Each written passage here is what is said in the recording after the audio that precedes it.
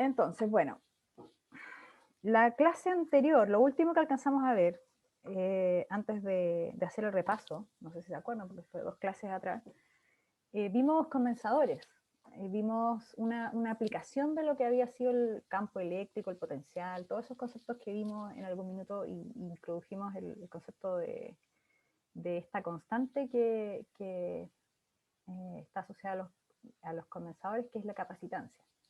Y les mencionaba que la capacitancia depende de factores geométricos, ¿sí?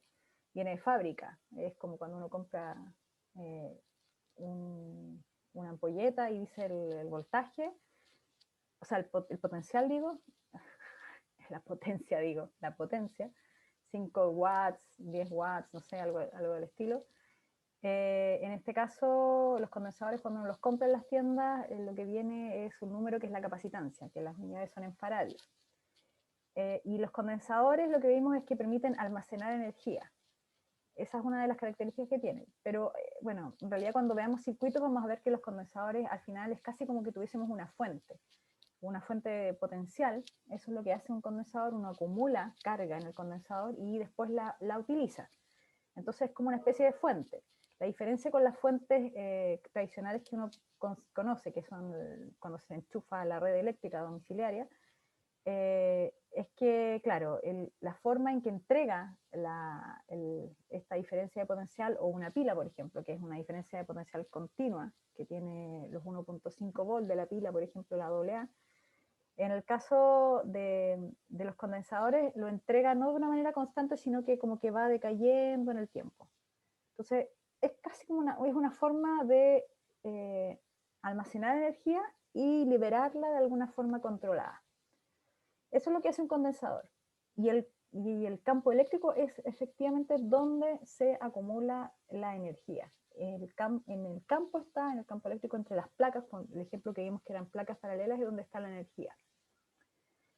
Lo que sí no alcanzamos a discutir es qué pasaba si entre medio de estas placas no tenemos aire, sino que lo que tenemos es algún medio que no es aire, sino que, bueno, no es muy buen conductor, de hecho. Por ejemplo, un dieléctrico, aunque el aire también no es tan bueno conductor, pero digamos que un material que puede ser muy poco conductor, como un trozo de PVC o un trozo de mica. Si lo meto entre medio de estas placas paralelas del condensador, entonces, ¿qué efecto tiene?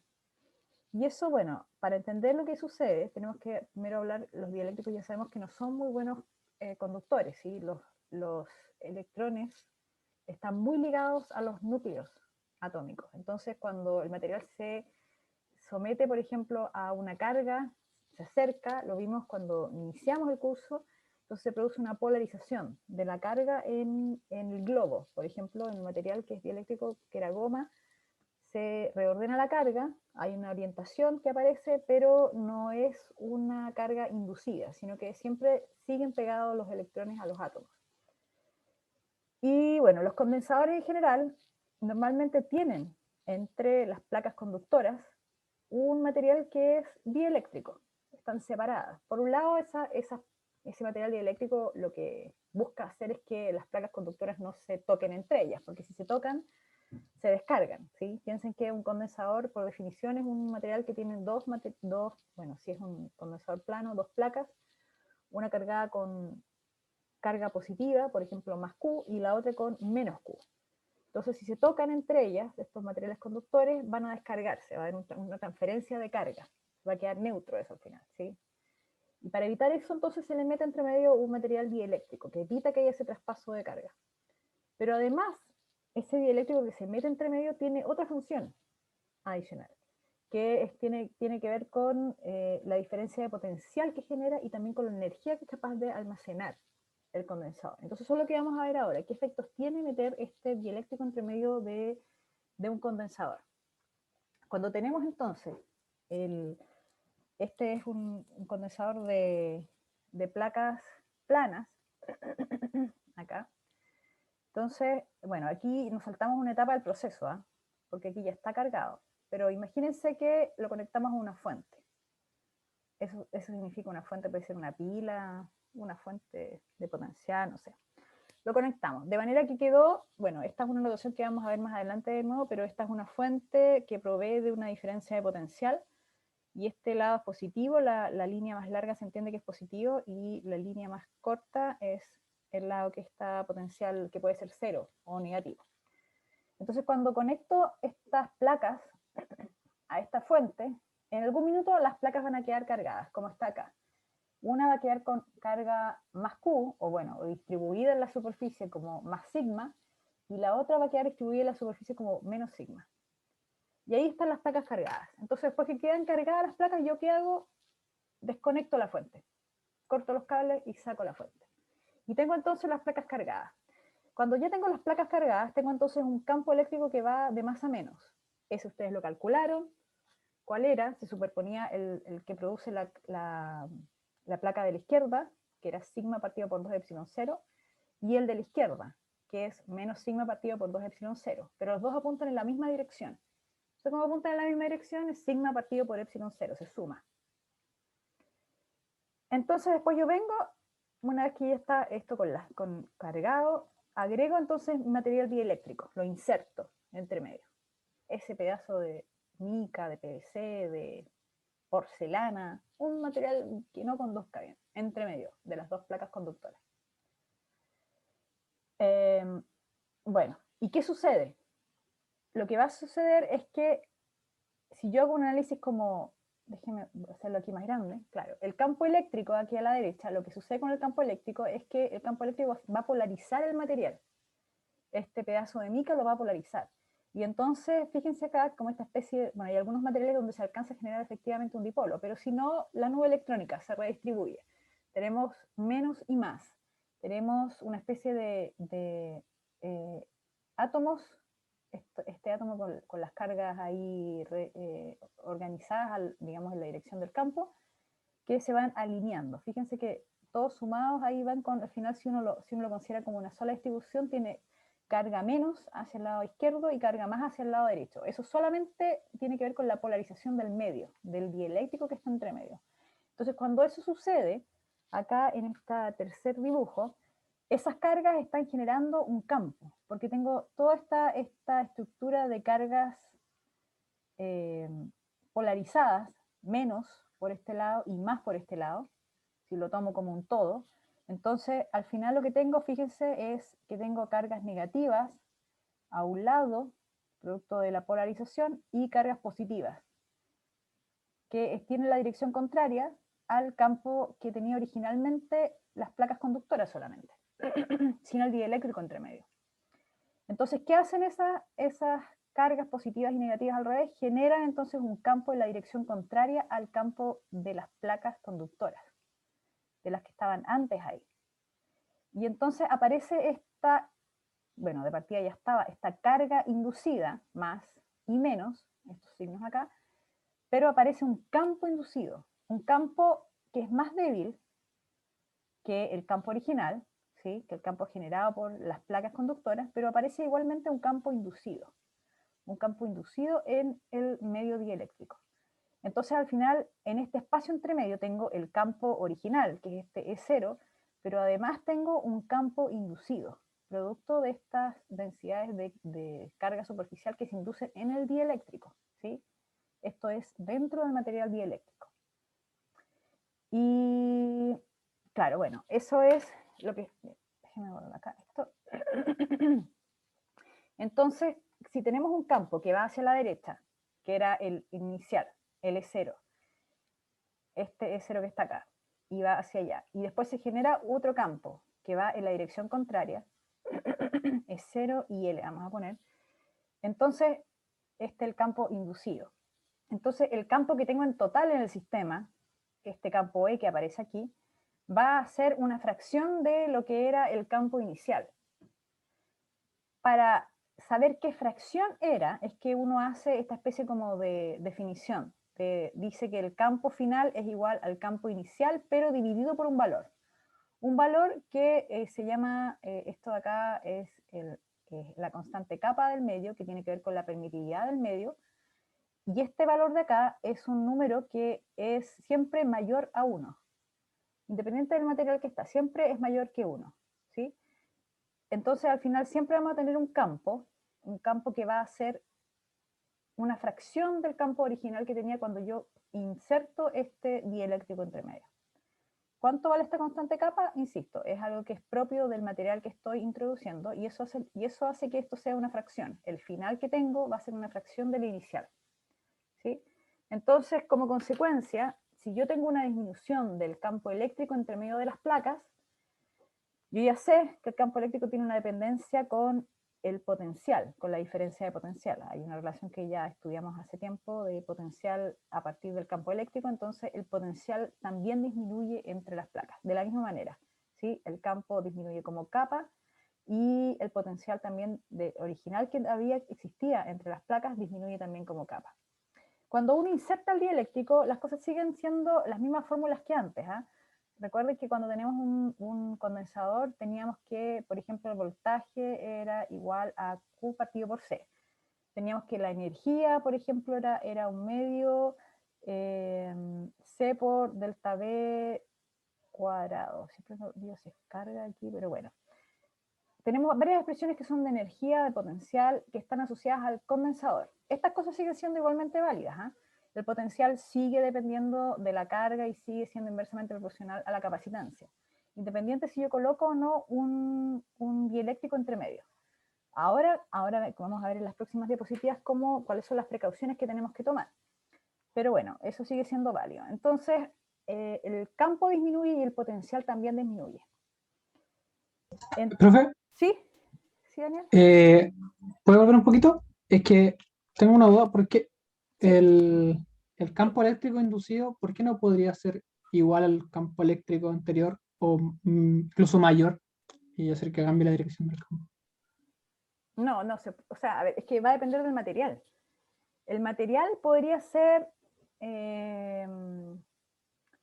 sea, la respuesta del medio al campo eléctrico externo, este efecto de polarización, está limitado a los tipos de materiales que existen en la naturaleza. Entonces, si tú le aplicas un campo eléctrico a un material dieléctrico, va a generar un campo opuesto. Y en la naturaleza esa respuesta puede alcanzar hasta ciertos valores. De hecho, los números kappa, ese que está ahí en el denominador, estamos hablando de, no sé, 7, 8, más grandes que eso no son. Entonces, y menores que 1 tampoco son. Entonces, si fuera en la naturaleza ese número kappa menor que 1, efectivamente, tú podrías encontrar que el E inducido podría ser mayor que el E inicial. Pero en la naturaleza la respuesta de polarización no es mayor que esa. Siempre va a generar un campo que es de menor intensidad y en la dirección opuesta al campo externo. Sí, eso es algo, es que está limitado, digamos, a la respuesta de los materiales. ¿Sí? ¿Contesto eso a la pregunta? Ah, ya, gracias, profe. Ya, Sí. entonces, en el caso, miremos aquí de nuevo esta situación. Esto es como un repaso para que entiendan un poco la idea. Tenemos las placas paralelas. Las cargamos, ¿sí? Aquí hay una carga más Q y menos Q. Después desconectamos la fuente con la que logramos que la carga hubiese llegado ahí, porque si no eran dos pedazos de metal nomás, no habría carga en ellos. Para hacer llegar la carga ahí tenemos que conectarlos a una diferencia de potencial. Y eso sé que se cargaron. Quedaron con carga más Q y menos Q. Y aquí en este dibujito lo que aparece es un medidor de potencial. ¿Sí? No es una fuente, no, es solamente mide la diferencia de potencial. Y la diferencia de potencial está por la carga partido por la capacitancia. Esta expresión de la izquierda, acá en azul, es la expresión que vale para todos los condensadores. ¿Sí? Yo les dije, incluso si uno coloca o no un dieléctrico, eso es válido. Entonces, cuando yo cargo las placas, lo que queda fijo en este sistema es la carga. La carga queda fija en el sistema. Si en mi sistema yo tuviese dos placas y las tengo conectadas a una fuente, a una pila, por ejemplo, ahí, a una pila, y las mantengo conectadas y después vengo y meto el material dieléctrico, que tiene una constante capa. Entonces, la barra de material dieléctrico la coloco ahí entre medio y veo lo que pasa. Pero sigue conectado a la fuente, a esa pila, ¿sí? Las placas siguen conectadas, entonces en ese caso lo que yo tengo es que este delta B es constante, ¿sí? Eso es para que recuerden ustedes claro, las expresiones cuáles son las que les conviene usar dependiendo qué es lo que se mantiene constante y qué es lo que varía. En este caso que yo tengo la carga constante, y por eso es que quería que lo viéramos, cuando la carga es constante, entonces lo que yo tengo, si despejo carga es igual a delta B por C, lo que voy a tener es que si alguna de estas dos cosas varía, la otra tiene que variar de tal manera que hagan que se mantenga la carga constante. ¿Sí? Si el voltaje disminuye, la capacitancia tiene que aumentar, por ejemplo. Pero eso es cuando la carga es constante.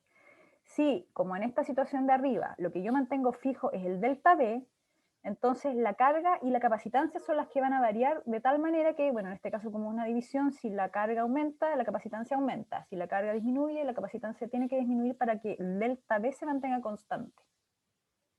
¿Ya?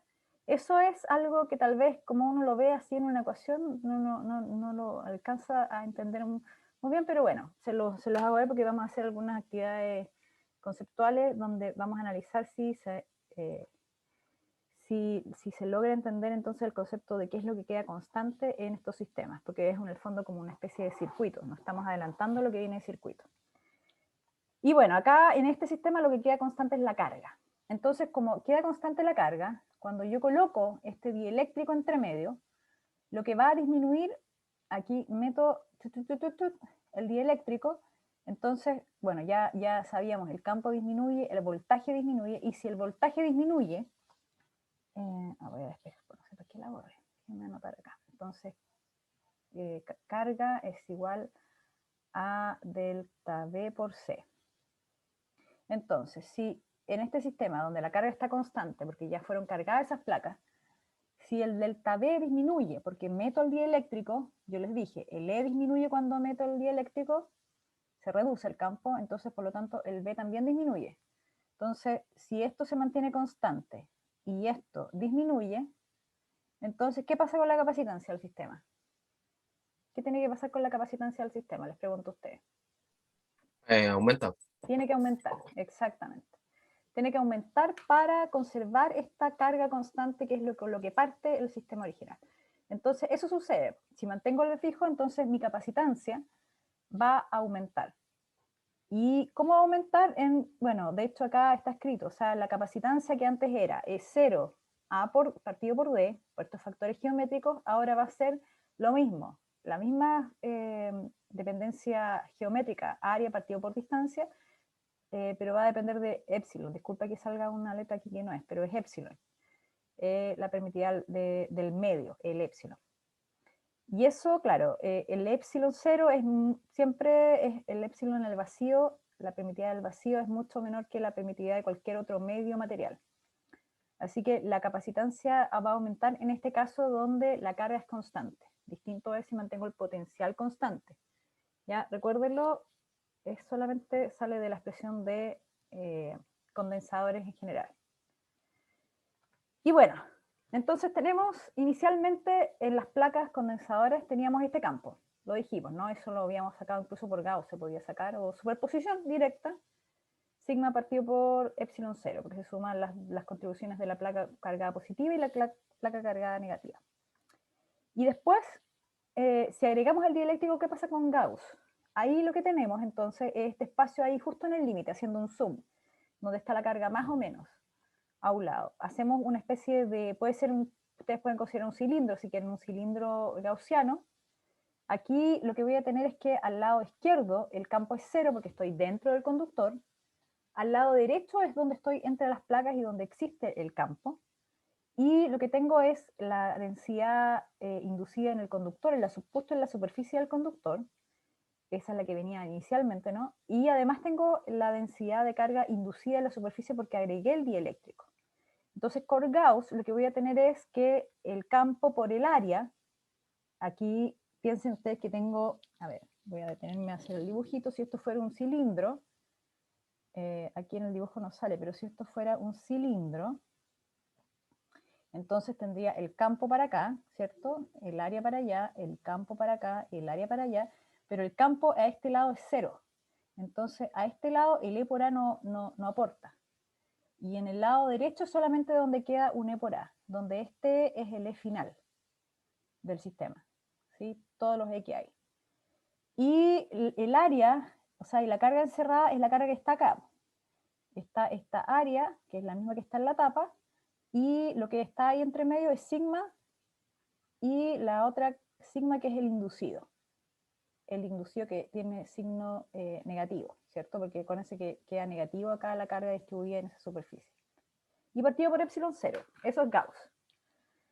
Entonces, bueno, ahí obviamente se van las áreas a ambos lados, y después yo puedo agarrar estas dos expresiones para encontrar, fíjense, el valor del sigma inducido, por ejemplo.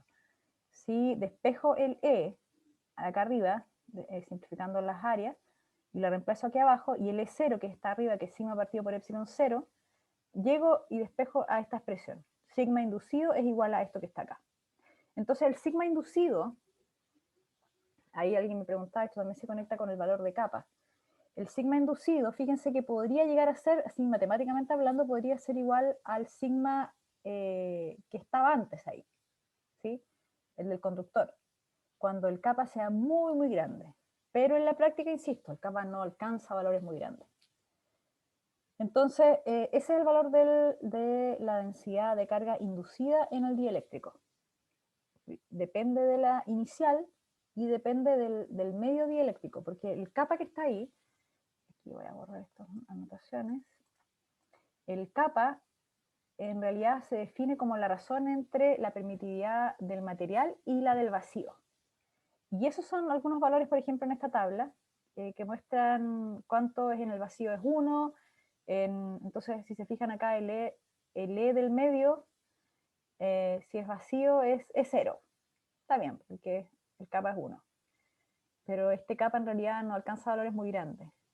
Así que por eso es que limita un poco que sea la respuesta del medio sea igual a la del que inicialmente tenían el condensador cuando no había nada entre medio. Y bueno, y aquí lo puedo reescribir, el E0 es sigma partido por E0, el kappa es lo que acabo de definir como permitividad del dieléctrico, entonces me queda que el campo que tengo entre medio de las placas es parecida a la expresión, al campo inicial. El campo inicial es sigma partido por epsilon 0, y el que tengo ahora, después de agregar el dieléctrico, es sigma partido por epsilon, que no es la permitividad del vacío, sino la permitividad del medio que está ahí entre medio. ¿Ya? Entonces se parecen las expresiones, cambian las letras, pero bueno, hay más que eso detrás. Y la energía finalmente. La densidad de energía también, ahí fíjense que puede uno cambiar como las letras. O sea, ya no es un medio, es epsilon 0 por el campo al cuadrado, el que teníamos en el condensador, sino que es un medio y es el epsilon por el campo al cuadrado, pero el campo que hay ahora en el medio dieléctrico. El campo total, ¿sí? El inducido más el que estaba antes. Y esta constante que es del medio. Entonces, tenemos una pregunta conceptual. Después que ya les dije todas estas cosas, y vamos a ver si ustedes entendieron la idea de qué es lo que pasaba cuando agregamos entonces un dieléctrico. Fíjense que tenemos las placas paralelas, tenemos una fuente que está conectada, esta pila, a las placas tal cual como se ve ahí. Si se fijan, la placa que se conectó al polo más quedó cargada positiva y la placa que se conectó al polo menos de la batería queda cargada negativa. Y sigue conectada, todavía tenemos la conexión ahí. Y entonces lo que hacemos, con la batería conectada puesta ahí y todo, metemos un material dieléctrico entre medio. Y la pregunta es, ¿qué sucede con el sistema? ¿Aumenta la energía? ¿Disminuye la energía? ¿Aumenta la diferencia de potencial? ¿Disminuye la diferencia de potencial? ¿Cuál de todas estas alternativas? Bueno, ahí salen combinaciones y todo. Así que vamos a lanzar la pregunta. Ahí está. ¿Qué sucede en este caso? Con la energía y con la diferencia de potencial.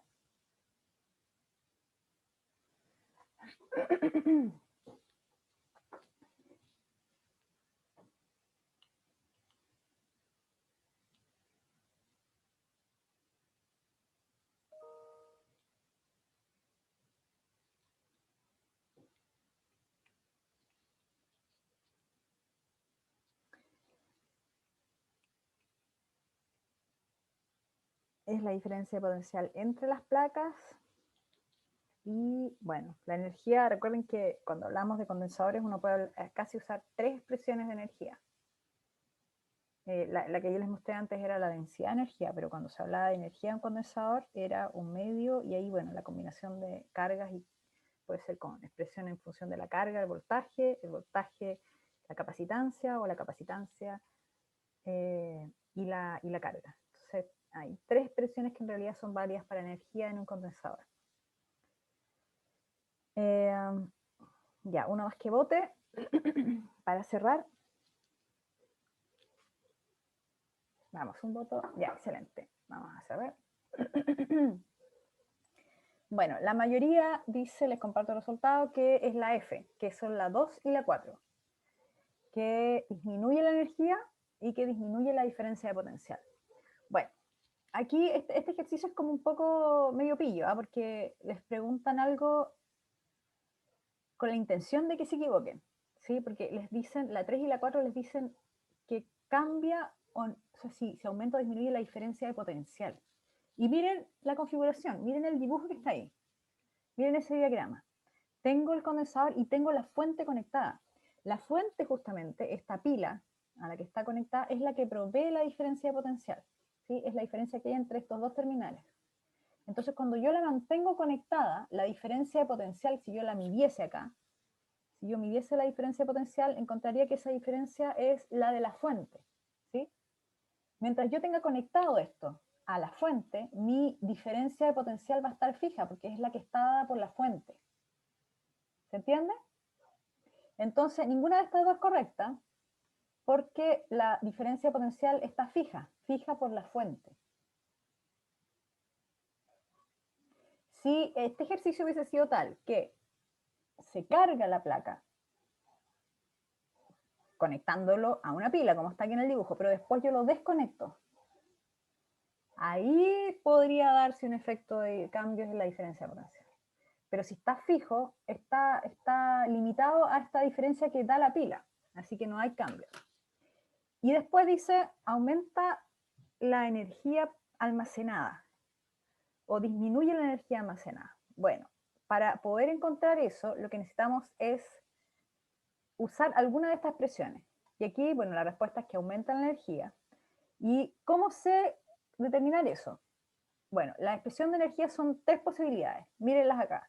Carga, diferencia de potencial, la primera con el medio adelante, después capacitancia, diferencia de potencial, y después carga partido por capacitancia. Entonces, ¿en cuál de estas tres me fijo para saber lo que pasa con la energía? Bueno, la que me tengo que fijar es justamente en la que una de las dos variables que salen aquí, solo una de las dos tenga un valor fijo, ¿sí? Constante, que se mantenga. Entonces, por ejemplo, ya, la última no me sirve, porque lo que yo sé que se mantiene constante es la diferencia de potencial en este caso. Entonces, un medio carga partido por C no me sirve, porque las dos cosas podrían estar cambiando. Así que esa no me sirve. Pero si yo miro la segunda, que fue la que yo escogí, la diferencia de potencial se mantiene constante, ya lo sé, porque está conectado a la pila. Entonces, ¿qué pasa con la otra cantidad? Que es que la capacitancia o la carga. ¿Qué sucede? Si se mantiene constante la diferencia de potencial y estoy colocando el dieléctrico dentro, entonces yo sé que la capacitancia aumenta. Por lo tanto, mirándolo aquí, un medio donde C aumenta y delta V se mantiene constante, la energía aumenta. No puedo decir nada con respecto a la primera expresión, porque yo no sé qué pasa con la carga. Probablemente la carga va a cambiar, ¿sí? Porque el C aumenta. La carga, bueno, también tiene que aumentar, de hecho, cualquiera de las dos me habría servido, pero la consecuencia primera es que la capacitancia aumenta cuando yo introduzco entonces el dieléctrico. ¿Se entiende la idea o no, chicos? Entonces, lo que aumenta es la energía porque es mi capacitancia la que está aumentando porque mi delta V está fijo. Entonces les voy a poner a prueba con la siguiente pregunta, a ver si se entendió, porque aquí vamos a cambiar una... a ver, claro, aquí lo que cambiamos es lo siguiente. Desconecté la fuente, pero después de que quedaron cargadas las placas positivas y negativas, ¿sí? Entonces, ahora lo que se pregunta, son las mismas alternativas. ¿Qué pasa con la energía? ¿Aumenta, disminuye? ¿Qué pasa con la carga? ¿Aumenta o disminuye? Ya, entonces les voy a tirar la votación, a ver cómo les va con la pregunta 2. Ahí. Ya, entonces ahora ¿qué pasa con... Recuerden, en el caso anterior, cuando conectaba la fuente, lo que queda constante era el delta V. En este caso, fíjense qué es lo que queda constante. Ya lo dije antes de la clase, qué es lo que queda constante en este caso. Y entonces ahí hay que ver cuál de las expresiones de energía es la que me sirve para poder... Ya no está conectada a la fuente, ¿sí? Miren eso, ya no está conectada a la fuente.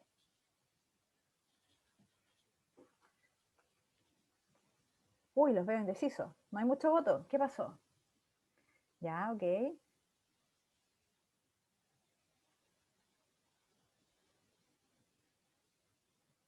Unos más, algunos votos más, unos 2 votos más.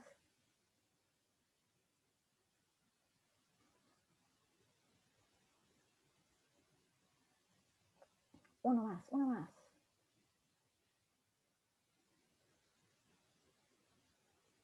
Ya, ok. Vamos a finalizar la votación y se las comparto. La mayoría dice que es la B, solo 2. Y que ahora lo que sucede es que disminuye la energía almacenada. El caso anterior aumentaba, ¿cierto? Ahora dicen que disminuye la energía almacenada. Bueno, de partida, claro, la F, que es lo que hice ahí, vuelve a considerar que disminuye la carga. Y bueno, ya lo dijimos, ¿no? O sea, en este caso, lo que yo estoy haciendo cuando conecto la fuente y después la desconecto es que yo mantengo constante la carga. Eso es lo que sucede cuando conecto, logro que se cargue con menos Q la placa de arriba y con más Q la de abajo en este caso. Y eso es lo que queda fijo en estas expresiones de energía. Entonces, no aumenta ni disminuye la carga. Nuevamente, estas dos expresiones, ninguna de las dos cuenta, porque es Q justamente la carga, lo que se mantiene fijo en el condensador. Y entonces con la energía, ¿qué sucede? Ahora tenemos nuevamente, fíjense, las 3 expresiones de energía, pero ¿en cuál me fijo? Bueno, me sirve en realidad la primera y la última, donde la carga es la que aparece, porque ya sé que ese es el valor constante, la carga. Entonces, ¿qué pasa con la carga? Cuando yo introduzco el dieléctrico, yo sé que la capacitancia aumenta y la carga se mantiene constante. Entonces, en esta expresión final, donde acá, donde la carga es constante y donde el C aumenta, claramente si esto es constante y la baja aumenta, entonces la energía lo que va a hacer es disminuir. Entonces acá disminuye la energía, porque la carga se mantiene constante y el C aumenta. Lo que pasa también en la primera expresión, la otra forma de verlo es con la primera expresión, que no está marcado acá, que sería esta expresión de energía. La carga es constante y la diferencia de potencial cuando introduzco este dieléctrico con constante capa disminuye. Entonces, si disminuye, al final esto acá, como carga es constante, la energía disminuye. ¿Ya? Así que esas son las posibilidades. Después cuando veamos circuitos, esto también lo vamos a retomar y aplicar a cálculos de circuitos con condensadores en serie, paralelo y con dieléctricos entre medio. Pero por ahora esto es lo que vamos a ver hasta acá de dieléctricos. Espero que les haya quedado clara la parte de, especialmente de energía, cómo cambia, y qué es lo que cambia y qué es lo que se mantiene constante, dependiendo de la situación. Si mantengo la fuente, si las placas están cargadas, esas son las cosas que van. Bueno, y corriente eléctrica, que ya estamos... uy, estamos súper oscuras, no me he dado cuenta. Déjame, acá, un poco de luz. Entonces, con corriente eléctrica, claro, esto ya es el mundo de la segunda parte del curso. Esto es algo re importante, porque incluso condensadores, que es lo que acabamos de ver, que es un elemento de un circuito, ¿sí? Uno de los tantos elementos de circuitos que hay, como la resistencia, la inductancia, todo eso son parte de estos sistemas donde lo que está sucediendo es que la carga se está moviendo. Toda esta carga que hemos visto en la primera unidad del curso, que está quieta, que hemos hecho varios análisis en función de que hay un equilibrio electrostático, ahora en esta segunda parte del curso ya empieza a abrirse a un efecto, ¿qué pasa si se mueven? Porque ya sabemos qué pasa con la carga en sí, con el efecto de un cuerpo que está cargado. Pero ¿qué pasa si además ese cuerpo que está cargado se mueve? ¿Qué pasa si tenemos portadores de carga, electrones, tenemos que se están moviendo a lo largo, por ejemplo, de un alambre? ¿Qué va a pasar si tenemos entonces una configuración de circuitos, de elementos como estos condensadores conectados a una fuente que provee esta diferencia de potencial, que es la que hace que se carguen las placas, por ejemplo? Pero vamos a tener entonces el efecto de la carga en sí, esta carga que aprendimos todo cuando estaba quieta. Ahora, ¿qué pasa si se mueve además? Entonces ahí empieza el dominio de la carga eléctrica, la segunda unidad del curso, que ya no es electrostática, sino que empiezan a aparecer otros fenómenos. Este curso está estructurado de manera tal que vamos a ver circuitos primero, todo lo asociado a estos elementos donde se aplican los conceptos de campo eléctrico, de potencial, que son el condensador, que son las resistencias, que vamos a ver cómo hacer un análisis la próxima clase para poder encontrar todas las corrientes que circulan en un circuito, por ejemplo, a través de la ley de Kirchhoff. Y vamos a después de eso, una vez que ya tengamos claridad con respecto a lo que sucede cuando hay corrientes circulando, cargas, movimientos que están circulando por un alambre, ¿qué otros efectos aparecen? Vamos a llegar justamente a definir lo que es el campo magnético. Y bueno, y hacia el final del curso vamos a ver cómo lo eléctrico y lo magnético se entrelazan. Pero por ahora partamos con la idea de corriente eléctrica. Nuestras cargas siempre han estado detenidas, ¿sí? Y en este caso lo que vamos a tener es justamente variación de carga en el tiempo, y eso de hecho es la definición de corriente. Pero una convención que existe es que cuando uno habla de corriente, de Q a dt, lo que está tomando en realidad es la dirección de la corriente, lo que considera es la dirección que tendrían cargas positivas que están moviéndose a lo largo de esta sección de este alambre, por ejemplo. Entonces, eso es porque si no, claro, fíjense que ahí está el dibujo, las cargas negativas, en realidad lo que uno considera es que son cargas positivas que se están moviendo hacia allá, esa es variación, porque si no habría un signo menos aquí metido en la carga. Entonces uno considera en realidad que la carga es como si fuera carga positiva que se está moviendo, lo que no es así obviamente, sabemos que son los electrones los que se mueven en el material, de ahí viene la corriente que uno puede medir. Pero para efectos de convención, esto a nivel universal, la corriente entonces tiene esa dirección, la que tendrían las cargas positivas. Entonces, por ejemplo, cuando yo tengo una fuente, una pila, yo digo fuente, pero es una pila.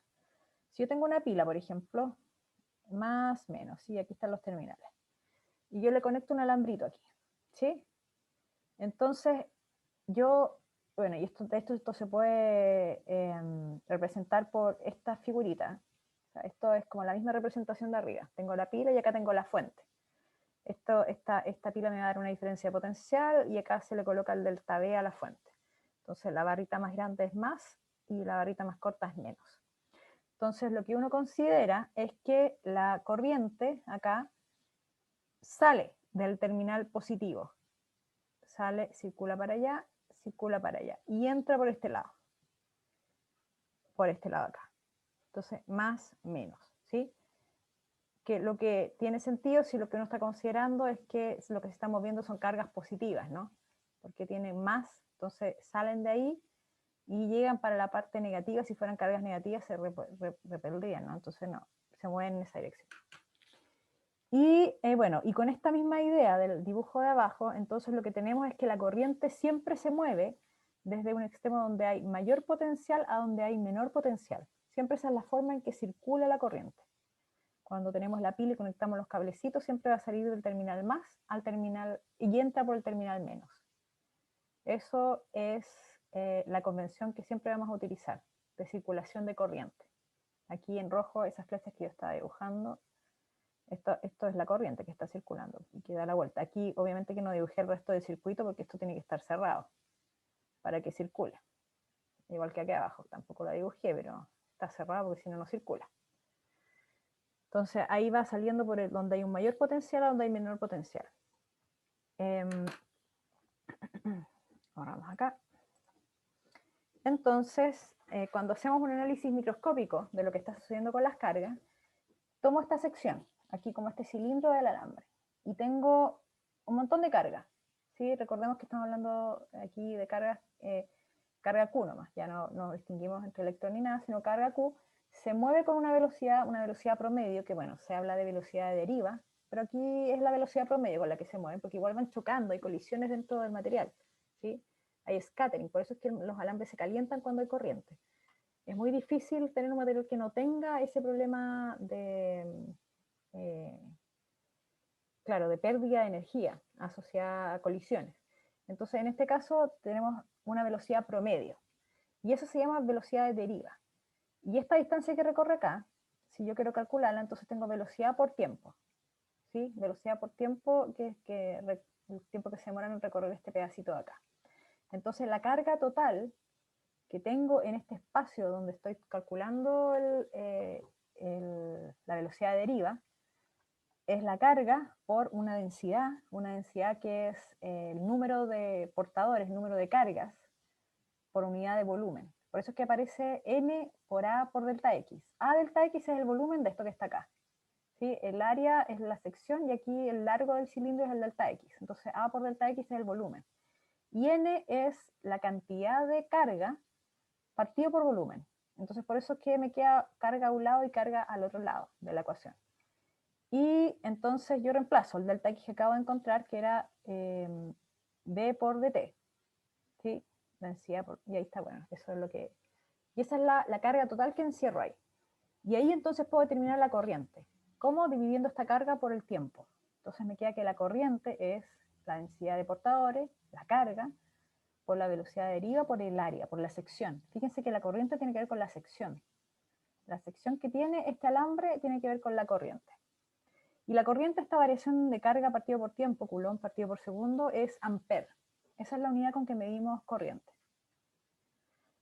Entonces, bueno, la corriente, y aquí la volví a escribir, carga partido por tiempo, es esa expresión que está ahí, y estas tres cosas juntas, la densidad de portadores por volumen, la carga, la velocidad de deriva, esas tres cosas se les llama densidad de corriente. Estas tres cosas que están acá se conoce como la densidad de corriente. Entonces nos quedaría que la corriente es igual a una densidad por el área, lo que se parece un poco a las cosas que hemos visto de distribución continua, ¿no? De carga, donde carga era igual a, por ejemplo, sigma por área, ¿cierto? Si era una densidad superficial. Bueno, aquí es una corriente. Y el área, esa área no es el área que encierra, porque, bueno, en el caso de las cargas era donde está distribuida la carga, ¿no? En este caso, el área es el área que atraviesa la corriente. Tengo el cilindro, recuerden, esta es el área. Entonces la corriente va en esa dirección y atraviesa esa área que está acá.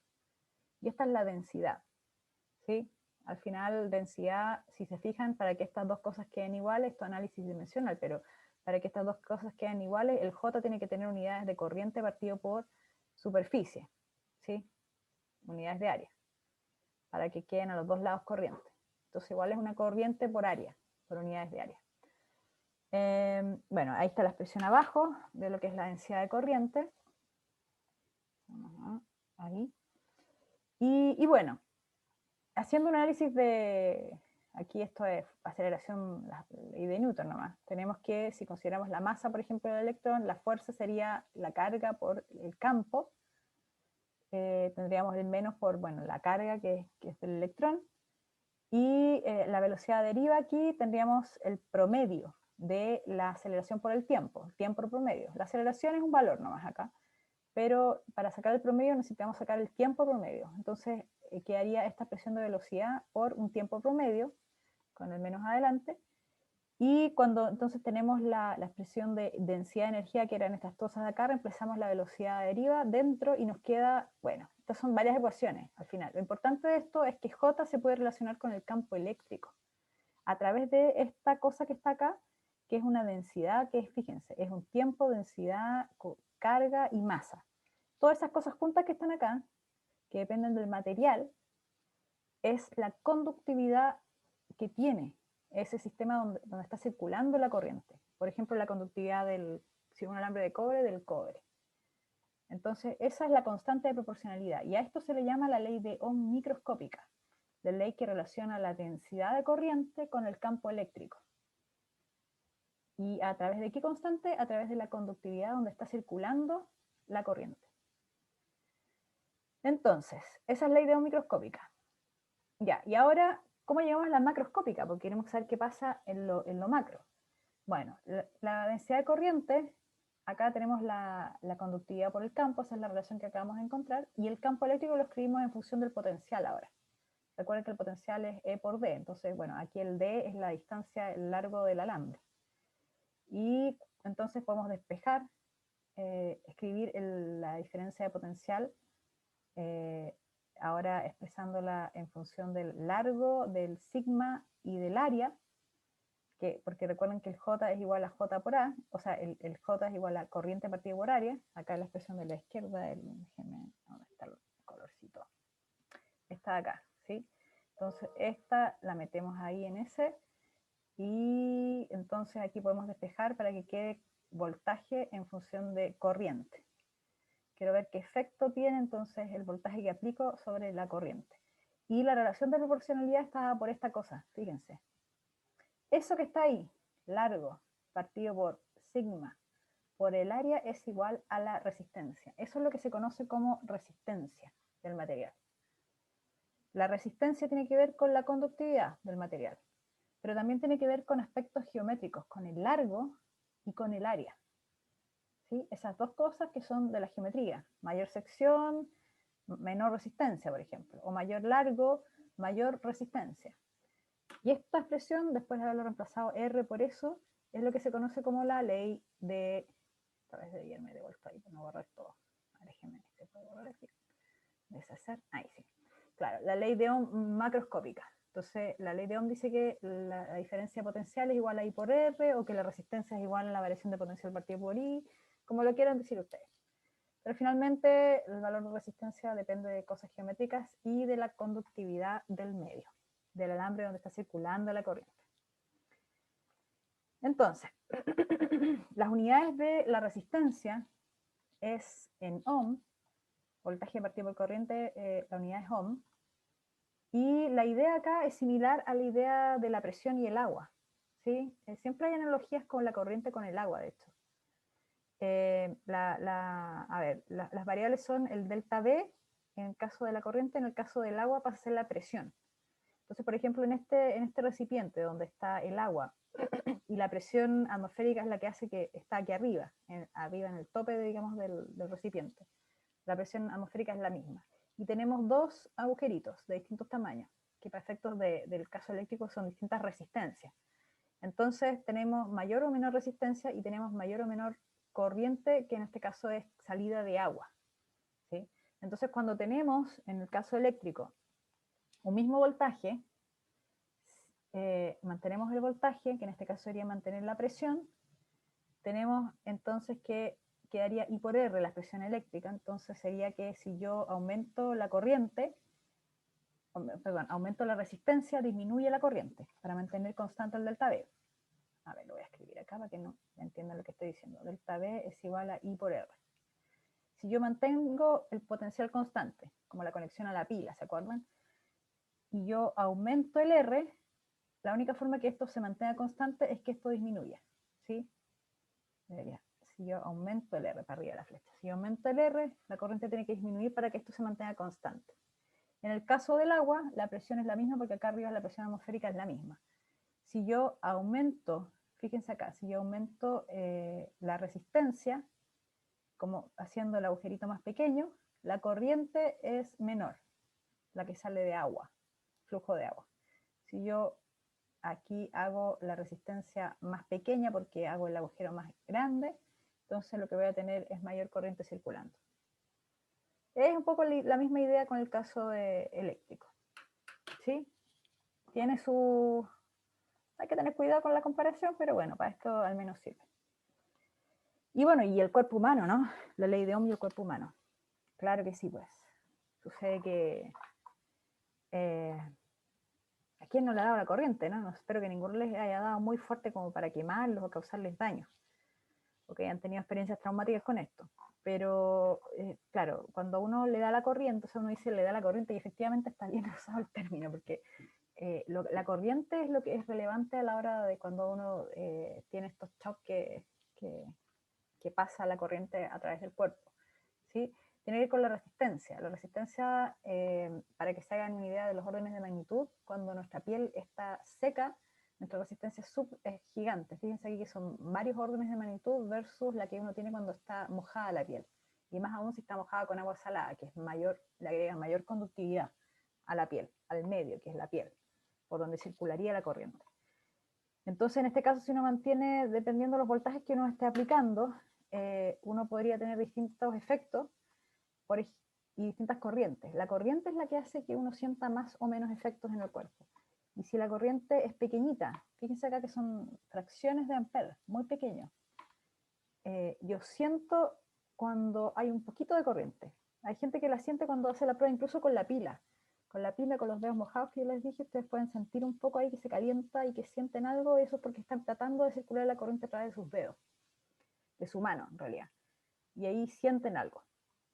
Pero si la corriente sube 5 veces eso, pero aún siendo pequeñita, empieza a doler. Y no tiene que ser tan grande. Fíjense, o sea, no estamos hablando de 1 ampere, 2 amperes, 5 amperes, no, estamos hablando de 0,07 amperes. Es probablemente, si dura más de un segundo circulando por el cuerpo, puede causar la muerte. ¿Sí? Falla sistémica, ruptura de tejidos, puede hacer varios daños acá cuando las corrientes son así de altas. En realidad, si se fijan, el número no es tan grande. Entonces, a lo que hay que temerle, más allá de los voltajes, claro, tiene que ver con las corrientes que circulan. Eso es lo que hace la diferencia entre que sea peligroso o no someterse a una corriente. Y bueno, finalmente la resistividad es opuesta uno sobre la conductividad. ¿Sí? Es inversamente proporcional a la conductividad. Entonces aquí es escribirlo al revés nomás. Al final a lo que llegamos es la relación entre resistencia y resistividad. Fíjense que la resistividad depende de la resistencia y de factores geométricos también. Así que en realidad la diferencia aquí entre resistencia y resistividad tiene que ver con la dependencia que tiene o no tiene, ¿sí? de el material. Ahora, la resistencia, recuerden que es en ohm, acá R es en ohm, entonces tenemos ohm, tenemos área, metros cuadrados, por ejemplo, y largo en metros, entonces ohm por metro. Eso sería la unidad de resistividad. Y la resistividad, que es la propiedad intrínseca del material, del cobre, del lo que sea, del bronce, eso es como lo que debería estar tabulado, porque el otro va a depender ahí depende si es un alambre, si está la sección que tenga. La resistividad varía linealmente con la temperatura. Esta expresión que acá es una especie de expansión que no tiene todos los términos, pero esta expresión de la resistividad considera hasta ciertas temperaturas, dentro de un cierto rango de temperaturas. La resistividad a la temperatura cambia, hay una constante acá, que es la constante de resistividad a cierta temperatura, que normalmente se toma como 20 grados. Acá hay otras constantes más, y bueno, ahí va variando, depende de la temperatura. Esto que está a la derecha es como normalmente se comporta esta resistividad en los medios conductores. Pero si tenemos, por ejemplo, un material que tiene comportamiento diferente, como los superconductores, si la temperatura empieza a acercarse a cero, esta resistividad se va a cero, tiene un cambio abrupto. Y el material se vuelve superconductor. Y entonces ahí lo que tenemos es un sistema donde los electrones, los portadores de carga, que viajan en pares, porque sucede algo muy también especial en los superconductores, pero van viajando sin ningún tipo de resistencia. Desde el punto de vista de la fórmula que está escrita ahí, resistencia, pero también desde el punto de vista como más cualitativo, que no hay no hay choques entre los electrones y la red cristalina, por ejemplo, entonces no se calienta el material, ¿sí? No hay dispersión y eso hace que no haya pérdida de energía cuando uno está conduciendo la corriente en un superconductor. Pero eso es un caso muy particular que a lo mejor cuando hagan cursos de física de sólido más avanzado van a poder ver. Entonces, si, a ver cómo estamos, ya estamos bastante pasados. Si soldamos dos cables de distinta conductividad y mantenemos la corriente fija, esto es como si ustedes hacen cosas en su casa, lo que va a terminar pasando para que se mantenga la corriente fija es que van a tener que balancear el J, que es sigma por campo, y las áreas son las mismas que atraviesan ahí esos dos materiales, entonces el campo ahí tiene que, como son los sigma distintos, los campos también son distintos, y si los campos son distintos a través de esta interfaz entre los materiales, la única forma es que exista una densidad de carga justo aquí en la juntura. Entonces, cuando ustedes soldan materiales de distinto cobre y aluminio, o plata y oro, o algo así, van a generar una carga justo ahí donde se está logrando soldar el material, ¿sí? Para que tengan la misma corriente circulando, y esa carga incluso la pueden calcular en función de las densidades que tengan. Mientras más parecidas estas cosas, menos carga van a tener. Bueno, y esta es la última pregunta conceptual. Llegamos rapidito antes que se nos acabe el tiempo. Sí, ya se nos acabó. Tenemos entonces la resistividad, dos materiales. La resistividad, recuérdense que es la que es propia del material, alambre de cobre y acero. Y se requiere mantener la misma resistencia en ambos alambres. Recuerden que ρ, la voy a escribir acá, la fórmula para que no se les olvide. El ρ es igual a R a partido por, bueno, le voy a poner L ahí. Se quiere mantener la misma resistencia en ambos alambres. Entonces, ¿cuál es la razón aproximada entre las áreas de las secciones transversales del alambre y el acero? ¿Sí? Tenía un dispositivo donde tenía el alambrito de acero, necesito uno, digo, de cobre, y necesito reemplazarlo por uno de acero. Entonces, ¿de qué sección tengo que coger ese alambre para que me funcione y tenga la misma resistencia? Entonces, vamos a buscar la pregunta 3, iniciamos votación.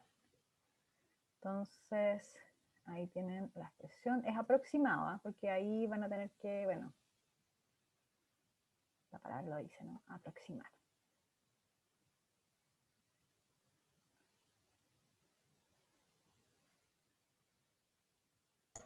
Profe, pero la razón que escribió no es de resistividad. ¿Sí? ¿O es lo mismo que resistencia? ¿Qué dice ahí? Por... No, es Es que que... R es resistencia. Ah, ya, claro. Ah, No ya, es ya, sí, sí. resistividad. Sí. Sí, esa R que está ahí es resistencia.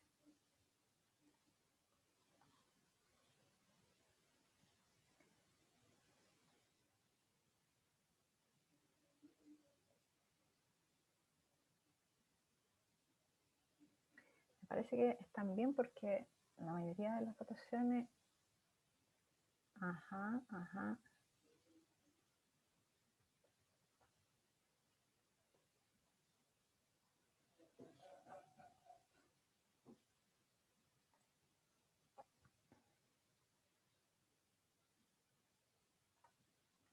Ya, vamos a finalizar la votación. Ya.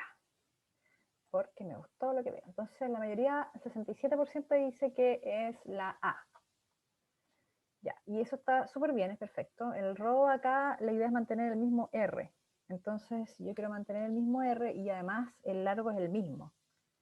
Finalmente, lo que estoy tratando es de que el RO dividido por el área sea el mismo para los dos, ¿cierto? Entonces, lo que hago al final acá es dividir las resistividades, y para poder encontrar las áreas. Y es 1.7, a pesar de que una es 20 y la otra es 1.7, claro, por eso dice aproximada ahí, porque la idea es que ustedes lo aproximen a 2, el 1.7, para que quede, claro, la letra D, que es 1, es a 10. Ahí les quedaría entonces la resistividad, porque aquí la razón era en la razón entre el cobre y el acero, ¿sí? El cobre tiene que tener entonces, fíjense, un área de 1 y el acero tiene que tener 10 veces más para que tengan la misma resistencia. Entonces, la resistencia, bueno, estos son los comentarios, lo mismo que estamos hablando, la resistencia es proporcional al largo e inversamente proporcional al área.